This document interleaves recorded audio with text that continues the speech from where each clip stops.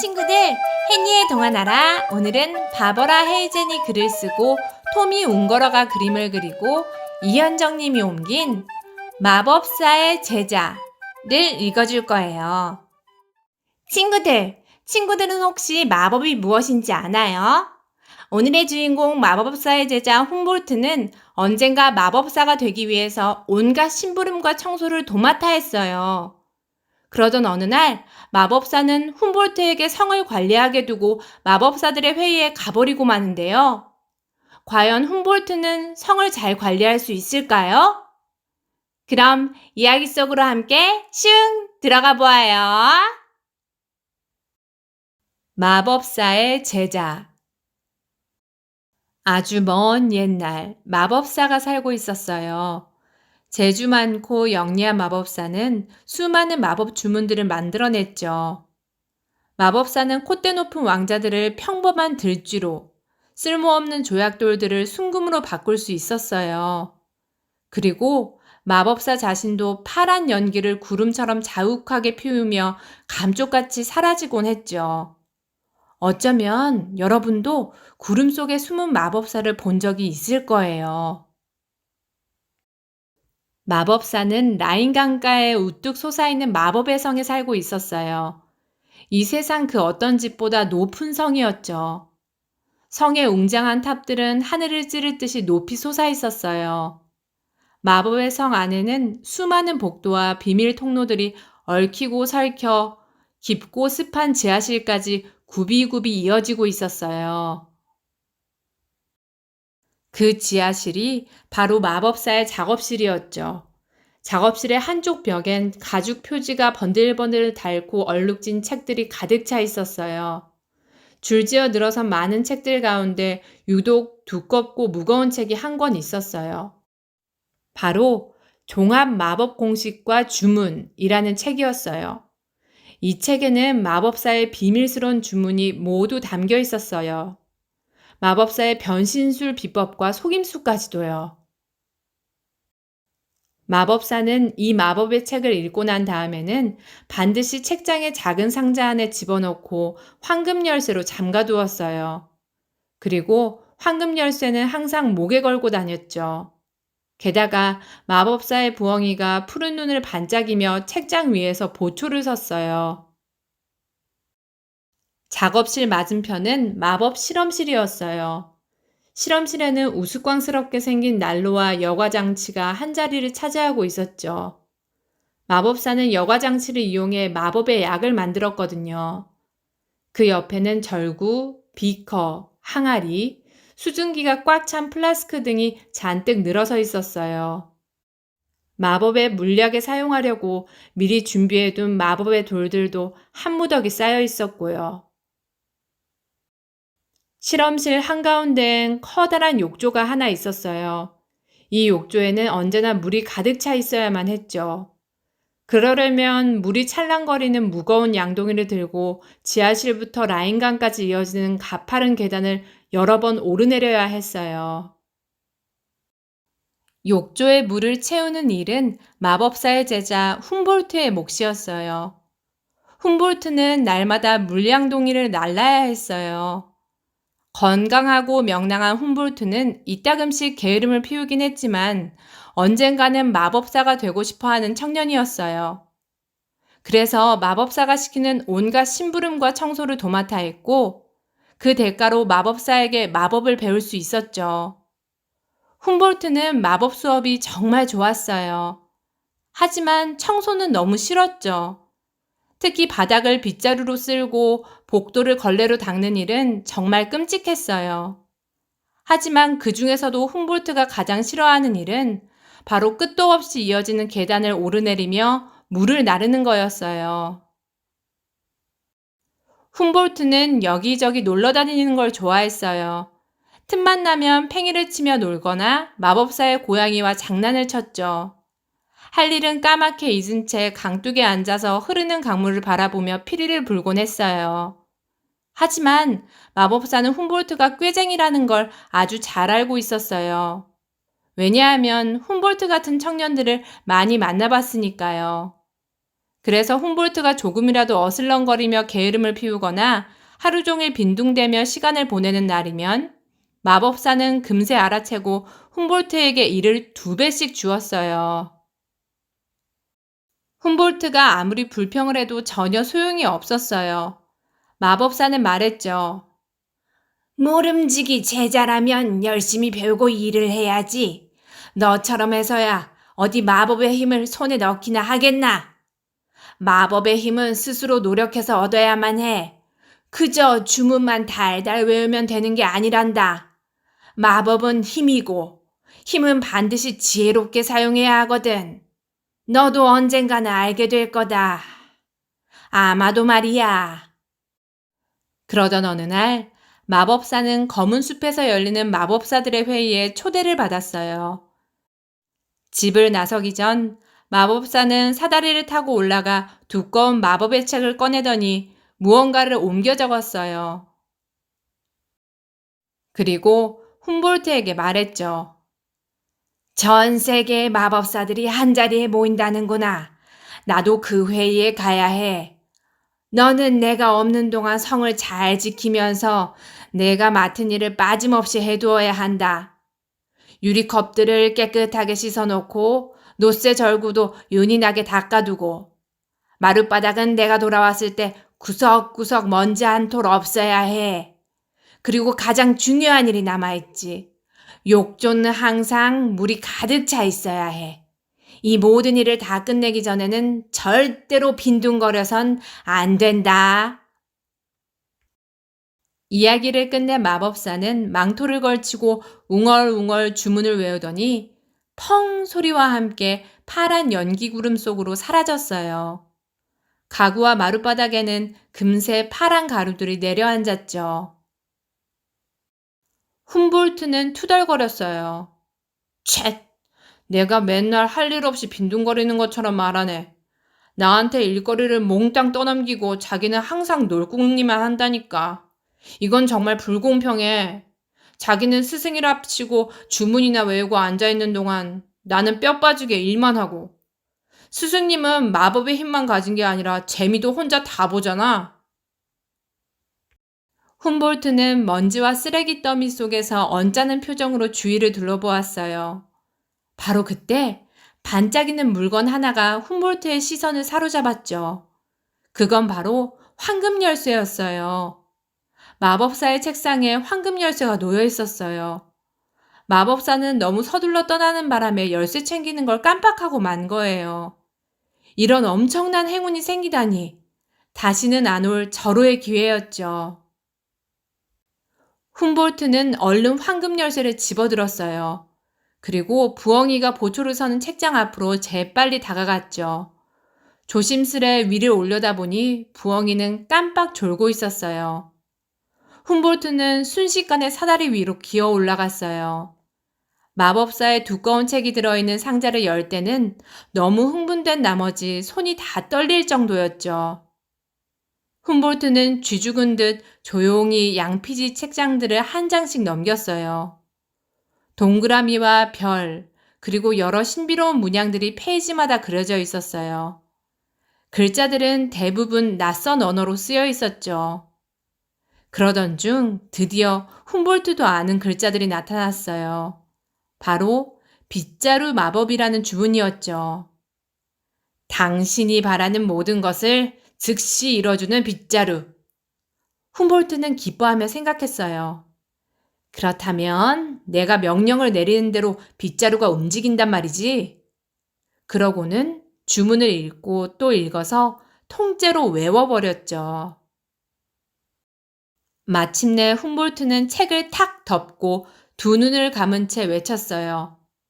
샤르르름타! 파르르름타!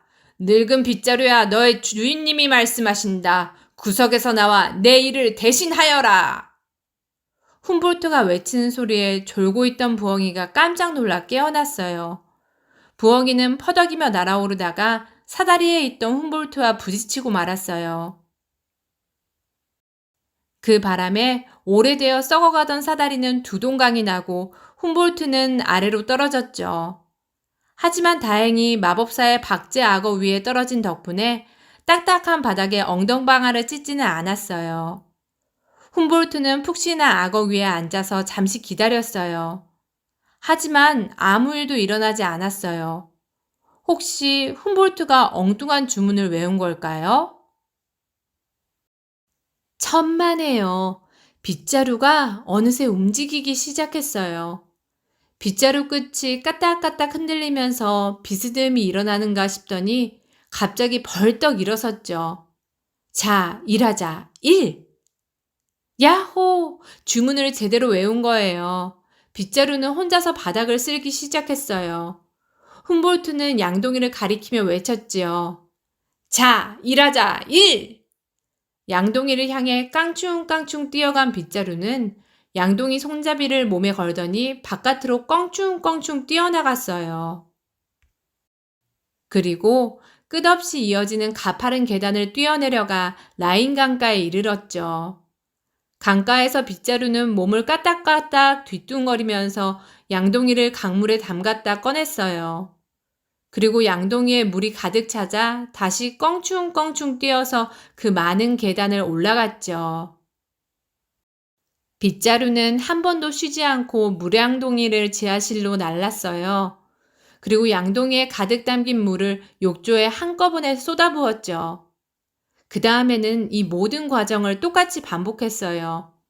문지방을 깡충 뛰어넘어 까딱까딱 뒤뚱거리며 라인 강가로 내려갔다가 달그락달그락 부스럭거리며 지하실로 돌아왔죠. 훔볼트가 으쓱해서 소리쳤어요. 야호! 내가 해냈어. 드디어 나도 마법을 쓸 수 있다고. 훔볼트는 마법사의 고양이를 얼른 끌어안고 방 안을 빙빙 돌며 춤을 추었어요. 훔볼트가 빙글빙글 춤을 추고 있는 동안에도 빗자루는 달그락거리고 부스럭거리며 욕조에 물을 쏟아붓고 있었죠. 반면 훔볼트는 마법사의 뱀을 쓰다듬고 도롱뇽을 토닥이며 놀기 바빴어요. 욕조와 빗자루에 대해서는 어느새 까맣게 잊고 말았죠. 훔볼트는 마법의 돌로 구슬놀이를 하고 천체 관측용 난로에서 차를 끓였어요. 마법사는 멀리 떠났고 훔볼트의 일은 빗자루가 대신하고 있는데 안 될 이유가 뭐 있겠어요? 그러다 훔볼트는 문득 이상한 낌새를 느꼈어요. 얼른 뒤를 돌아보자 욕조엔 어느새 물이 찰랑찰랑 가득 차 있었어요. 훔볼트는 다급하게 외쳤죠. 그만 빗자루야! 이제 그만해! 당장 구석에 가서 서 있어! 하지만 빗자루는 훔볼트의 말을 알아듣지 못했어요. 빗자루는 까딱까딱 뒤뚱거리며 끝없이 이어지는 가파른 계단을 오르내렸어요. 그리고 욕조에 물을 붓고 또 부었죠. 욕조에 담긴 물은 어느새 사방으로 줄줄 넘쳐 흐르기 시작했어요. 흘러내린 물은 금세 양탄자를 적셨고 어느새 지하실 문 앞에 연못이 생겨버렸어요. 고양이는 보송보송하던 발이 축축하게 젖자 씩씩거리고 그르렁대며 화를 냈어요. 훔볼트는 이제 슬슬 겁이 나기 시작했어요. 훔볼트는 빗자루에게 애원했죠. 빗자루야, 멈춰! 이제 그만하라고! 내 말을 들으란 말이야! 당장 멈춰! 하지만 빗자루는 전혀 말을 듣지 않았어요. 빗자루는 여전히 까딱거리고 부스럭거리며 물을 가득 채운 양동이를 날라왔죠. 지하실 바닥엔 어느새 물이 흥건하게 고였어요. 난로에 피워놨던 불은 치지직 소리를 내며 꺼졌죠. 도롱뇽들만 신이 나서 물속을 찰방찰방 헤엄치고 있었어요. 맞아요. 훔볼트는 도저히 빗자루를 멈출 수가 없었어요. 마법의 책을 다시 뒤져보려 해도 사다리가 이미 두 동강 나버린 바람에 책 근처에도 갈 수 없었어요. 절망에 빠진 훔볼트는 엉엉 울며 말했어요. 나는 왜 이렇게 운이 없는 거야? 스승님이 알면 뭐라고 하실까? 아이고, 어쩌면 나를 두꺼비로 만들어버리실지도 몰라. 아니면 아예 나를 내쫓으실지도 모르지. 혹시 더 끔찍한 벌을 내리면 어쩌지? 아, 빗자루를 멈추게 하는 주문은 왜 진작 알아두지 않은 걸까?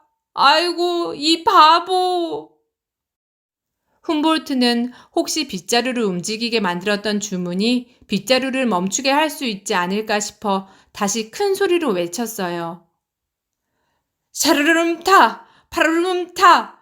늙은 빗자루야, 너의 주인님이 말씀하신다. 당장 멈추어라. 너는 너의 일을 하여라. 하지만 아무 일도 일어나지 않았죠. 훔볼트는 다시 외쳤어요. 샤르르름 타! 파르르름 타! 빗자루야, 빗자루야, 제발 멈출 수 없겠니? 내 말을 들어줘. 당장 멈추란 말이야. 훔볼트가 그러거나 말거나 빗자루는 아랑곳하지 않고 깡충깡충 뛰면서 물량동이를 날라왔어요. 아무것도 빗자루를 멈출 수 없었어요. 주문을 바꿔봐도 새 주문을 외쳐봐도 소용이 없었죠. 물은 어느새 훔볼트의 허리춤까지 차올랐어요. 고양이는 가구 위로 간신히 기어올랐고 뱀들은 커튼 위로 몸을 피했죠. 온몸이 흠뻑 젖은 훔볼트는 이제 더 이상 주문에만 매달릴 수 없다는 것을 깨달았어요. 빗자루를 멈추려면 무슨 수라도 써야 했죠. 훔볼트는 무언가 결심한 듯 마법사의 도끼를 꺼내들었어요. 빗자루가 무거운 물량동이를 몸에 걸고 다시 깡충깡충 뛰면서 나타나는 순간 훔볼트가 도끼를 높이 치켜들더니 쩍 하고 빗자루를 쪼개버렸어요. 그러자 빗자루는 꼼짝도 하지 않았죠. 훔볼트가 몹시 기뻐하며 말했어요. 오, 드디어 얌전해졌구나. 솔직히 너는 당해도 싸지. 이제 더 이상 나를 힘들게 하면 안 돼? 그때 도저히 믿을 수 없는 일이 벌어졌어요. 두 쪽으로 쪼개진 빗자루가 각자 까딱까딱 뒤뚱거리면서 양동이를 몸에 하나씩 걸더니 달그락달그락 부스럭거리며 물을 나르기 시작한 거예요. 그런데 거기서 끝이 아니었어요. 더 끔찍한 일이 벌어졌죠. 빗자루에서 나온 나무 조각들이 모조리 큰 빗자루, 작은 빗자루, 중간 빗자루로 변해버린 거예요. 빗자루들은 저마다 양동이를 몸에 하나씩 걸고 더 많은 물을 떠왔죠. 그 많은 빗자루들이 까딱거리고 뒤뚱거리며 라인강과 마법사의 성을 오갔어요. 넘쳐 흐른 물은 순식간에 책장의 가장 높은 칸까지 닿을 정도로 차올랐어요. 어느 틈에 마법의 책도 물에 둥둥 떠내려가고 있었죠. 훔볼트는 마법의 책을 붙잡으려고 목숨을 걸고 헤엄쳤지만 책은 훔볼트의 손이 닿지 않는 곳으로 더 멀리 달아날 뿐이었어요. 고양이와 부엉이는 천장에 매달린 샹들리에 위로 몸을 피했어요. 마법 실험용 그릇들이 깨지고 유리 비커들도 산산조각 났죠. 여러 가지 마법의 약들이 물속에서 뒤섞였어요.